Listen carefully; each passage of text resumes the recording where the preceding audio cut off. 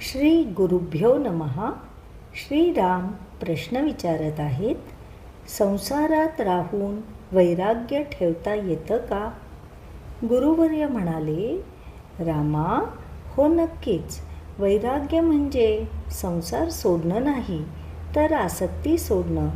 घर, जबाबदाऱ्या, नाती ही सर्व ईश्वराची देणगी आहे.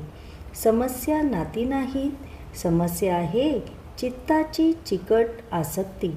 संसारात राहूनही मन शांत, स्थिर आणि समतोल असेल तर तोच खरा वैराग्य योग. जसं कमळ पाण्यात वाढतं पण पाणी त्याला भिजवत नाही, तसंच वैराग्यवान मानव संसारात वावरतो पण मन आतून स्वच्छ, हलकं राहतं.